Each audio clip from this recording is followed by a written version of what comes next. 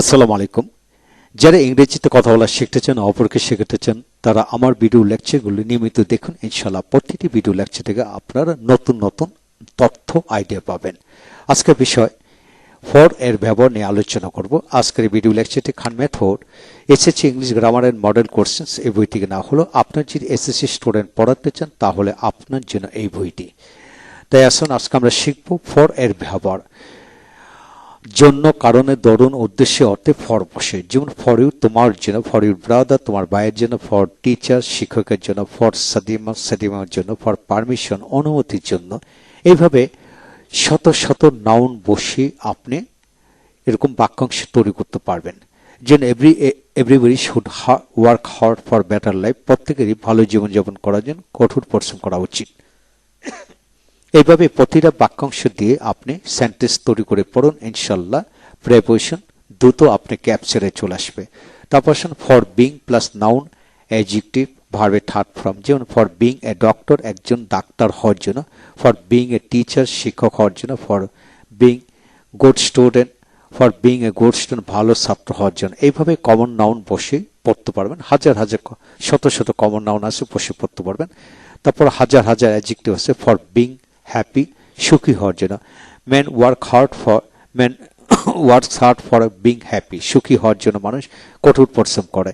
For being rich ধনী হওয়ার জন্য, ফর বিং এডুকেটেড শিক্ষিত হওয়ার জন্য, for being invited, for being insulted, for being requested, for being tired. এইভাবে আপনি ডাক্তার হওয়ার জন্য, মেধাবী হওয়ার জন্য, শিক্ষিত হওয়ার জন্য, ধনী হওয়ার জন্য, অপমানিত হওয়ার জন্য, নেতা হওয়ার জন্য, এইভাবে শত শত নয় হাজার হাজার বাক্যাংশ বানিয়ে পড়তে পারবেন। My father teaches me for being a doctor. আমার বাবা আমাকে ডাক্তার হওয়ার জন্য পড়াচ্ছে। এখন আসছেন নাউন যুগে।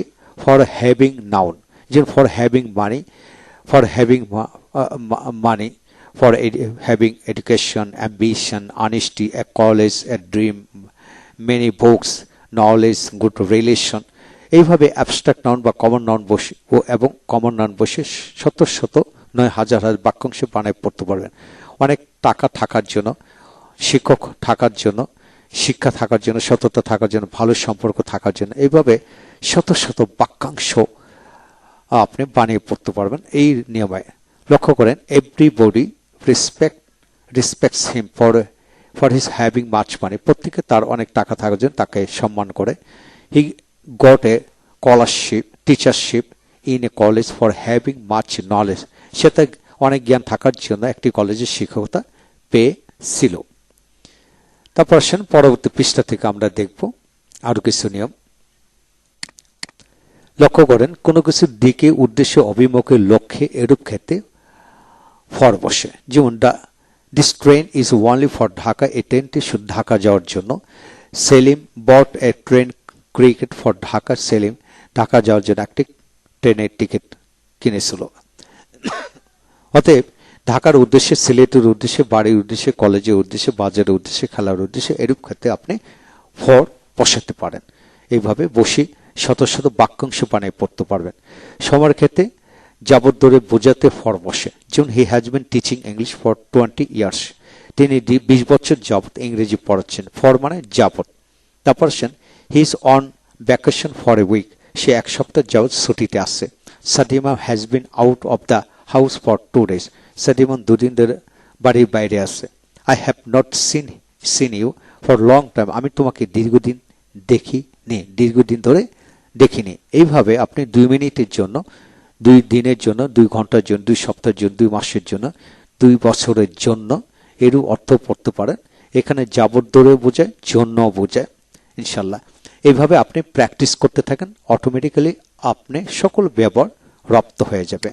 একইভাবে আপনি সিন্সের ব্যবহারটা পড়েন। যেমন সিন্স এর অর্থ হলো সময়, হতে বা থেকে বোঝাতে সিন্স।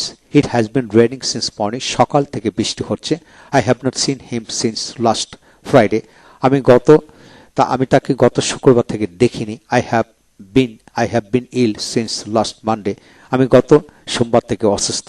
এইভাবে সকাল থেকে, বিকাল থেকে, সকাল 7টা থেকে, শনিবার থেকে, সোমবার থেকে, গত সপ্তাহ থেকে, জানুয়ারি 15 তারিখ থেকে, 2012 সাল থেকে এরূপ ক্ষেত্রে আপনি সিন্স ব্যবহার করে এরূপ বাক্য তৈরি করতে পারেন। হ্যাঁ, ভালো থাকুন। পরবর্তী ভিডিও লেকচারটি হবে চ্যাপ্টার এর ব্যবহার নিয়ে। তাই উক্ত ভিডিওটি দেখুন, ইনশাআল্লাহ ভালো লাগবে।